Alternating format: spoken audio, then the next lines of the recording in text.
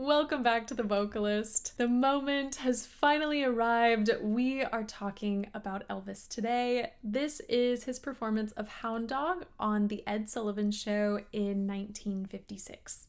Here we go. And now, ladies and gentlemen, yes, that's right, Elvis Presley. Attention, please. I'd like to tell you that we're going to do a sad song for you. This song here is one of the saddest songs we've ever heard.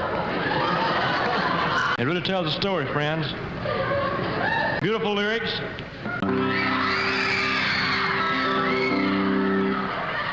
You in watching these clips, I can't even imagine being there and experiencing, the wave, the obsession, the just pure love for like this man as he was starting out in his career, as he was growing in his career. It's so thrilling to hear the audience reaction, but it's also so captivating to watch his interaction with everyone. And, given, I don't know if you would say that he's flirting or teasing or he's just having a good time with them, but the pauses, the suspense, the buildup, everything that he creates before performing is so exciting. And then of course, it screams everywhere when he starts. I'm really going to try and focus on the vocals, but it's just so important that we talk about his showmanship and his performance, because that is a big part. I mean, his voice is like none other, but it wasn't just the voice. It was the complete package, I think, that really made him the mega star that he was. And that includes just his personality and his interaction with audiences, so many things. I won't go all the way back, but we're gonna try and get to the onset of this piece. Here we go. You ain't nothing but... I'm gonna keep going back. There's his tone. Yes, it progressed and changed throughout his career, but the underlying sort of core, distinct sounds we always have heard from any recording, that velvety, warm, buttery voice. I mean, it was so smooth. Occasionally we would get some texture. So at the very beginning of this piece, we got a little bit more fry in the sound, a little bit more grit in the sound. Then that smooth, velvety texture took over. He had a beautifully balanced voice in that we got lots of those low, rich, warm sounds, but still some beautiful higher frequencies and those gorgeous overtones to create that balance. So it still was very thrilling, but soothing and rich and warm all at the same time. And then on top of that, that distinct, recognizable vibrato. The way he incorporates that throughout every piece is so mesmerizing. I just love it. But again, as we're watching, dancing and just movement, all of these things, they really speak to his showmanship and his ability to perform. You ain't nothing but... Sorry, we'll go back. The musical influences you can hear with the style that he sings, just so beautiful. And he was so good at, those shadow vowels like hound dog, allowing for, it wasn't, prim and proper diction. He added so many cool added features, whether it was a shadow vowel or more texture or something a little different in his pronunciation. Obviously, we get a little bit more of these sort of relaxed vowels because of his accent, that sort of, I wouldn't call it a drawl by any means, but it does have characteristics of Southern accents. Anywho, again, we're gonna back it up a smidge.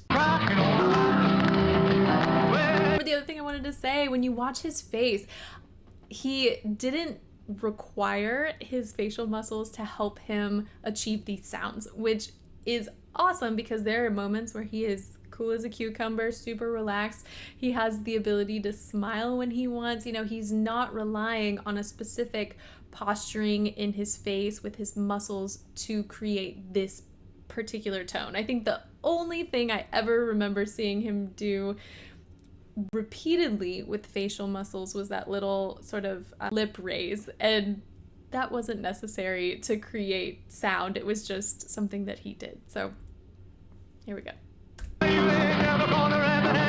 Back to that gorgeous Beautiful baritone warm sound. You can hear sort of like this open pharyngeal space.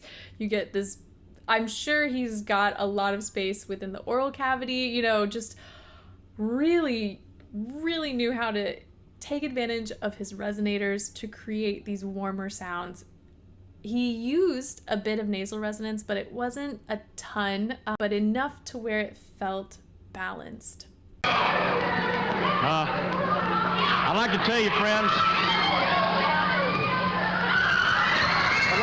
please, ladies and gentlemen, I'd like to tell you that on Thanksgiving Day, I think that our new picture is to be released, and also we'll be back with Mr. Ed Sullivan in January. I'd like to thank all the millions of wonderful people that are watching in tonight, friends, and I'd like to say this, until we meet you again, may God bless you as he's blessed me. Thank you very much. He is just so thrilling to watch.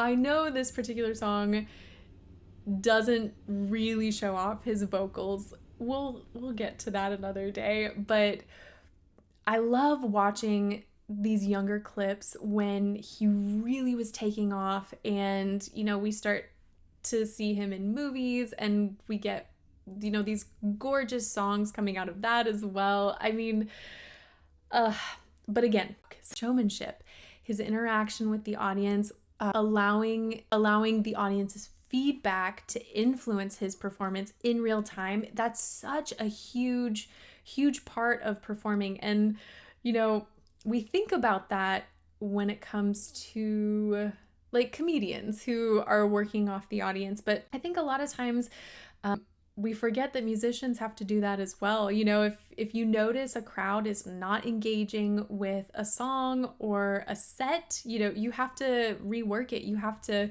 either in real time, you have to switch things up, or perhaps, go back to the drawing board after a gig and say, okay, what do I need to change? What did they like? What didn't they? Why?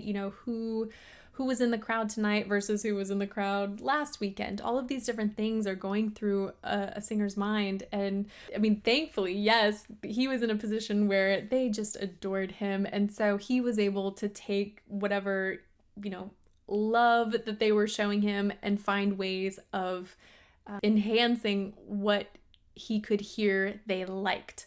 But if you're not receiving a lot of love as a singer, as a musician in a performance setting, then that's when you sort of make a switch and figure out different rep or different songs, or it can be a bit of a mind game because you want people to like you. And obviously when you go to see someone perform, you want to like them.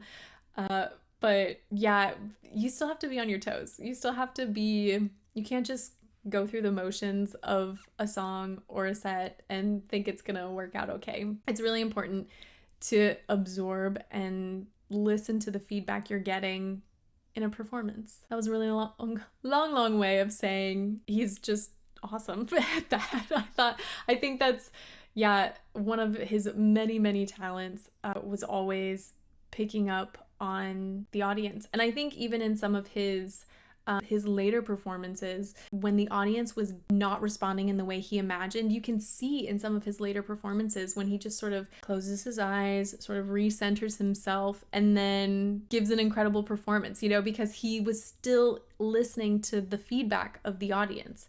But anywho, yes, vocally, we get to hear his tone here, which I love, and then again, we'll listen to more of his songs, but that voice, it was just so buttery and smooth and velvety, and then on top of that, what he did with it just magnified how beautiful it was. So if you can tell, I'm a fan. But that is it for today. Thank you guys so much for watching with me, and hopefully I will see you next time.